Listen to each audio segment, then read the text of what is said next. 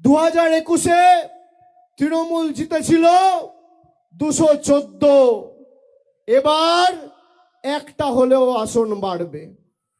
আপনাদের কথা দিতে হবে সেই একটা আসন যেন এই দক্ষিণ 24 পরগনা থেকে হয়। এবার ভাঙড় তৃণমূল কংগ্রেসকে জিততে হবে, 31 দক্ষিণ 24 পরগনা করতে হবে।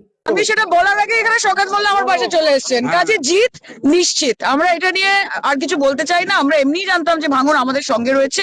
লোকসভার নিরিখেও আমরা সেটা দেখেছি যে মামাটি মানুষের ক্যান্ডিডেটকে অর্থাৎ আমাকে শওকত মোল্লার অক্লান্ত পরিশ্রম এবং ভাঙড় তৃণমূল কংগ্রেসের অক্লান্ত পরিশ্রমের ফলে আমরা জিততে পেরেছি এবং আজকে অভিষেকটা আমাদের টার্গেট দিয়ে। মনে করি যে 2024-এ এই ভাঙড় নিয়ে অনেক বড় বড় কথা বলেছিল। আমরা ওখান থেকে 87,000 লিড দিয়েছিলাম এবং আইএসএফ এর থেকে আমরা 42,700 ভোটে এগিয়েছিলাম।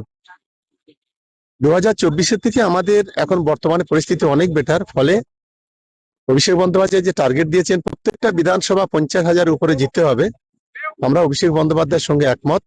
দাদার আশীর্বাদ থাকলে, দিদির ভালোবাসা থাকলে আমরা ভাঙড় বিধানসভা জিতবো, যেটা 100%। ভাঙড়ের বিধায়ক 293টা বিধায়কের নোংরামি অন্যায়কে ফাঁস করে দিচ্ছে। একজন বিধায়ক হয়েও মানুষের কথা কিভাবে বিধানসভার মধ্যে বিধানসভার বাইরে বলা যায় সেটা দেখিয়ে দিচ্ছে।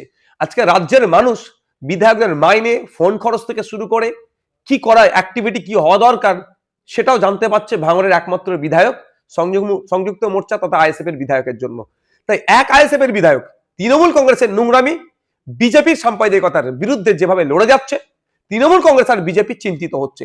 ফলে ভাঙড়ের বিধায়ককে হারাতে হবে। তবে একটু আমি বলে রাখি, 2021 সালে আপনারা অনেক চেয়েছিলেন, পারেননি।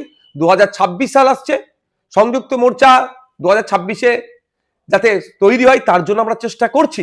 তারপরেও বলছি, আমরা এই বিগত 4.5 বছরে যা পারফরমেন্স করছি, রাজ্যের বিভিন্ন প্রান্ত থেকে ভাঙড় উপহার দেবে বিধানসভাকে। অর্থাৎ ডবল ডিজিটের বিধায়ক বিধানসভায় যাবে আইএসএফ এর পক্ষ থেকে। পারলে গণতান্ত্রিক প্রক্রিয়াতে লড়াই আসুন, আমরা আপনাদের চ্যালেঞ্জকে গ্রহণ করছি।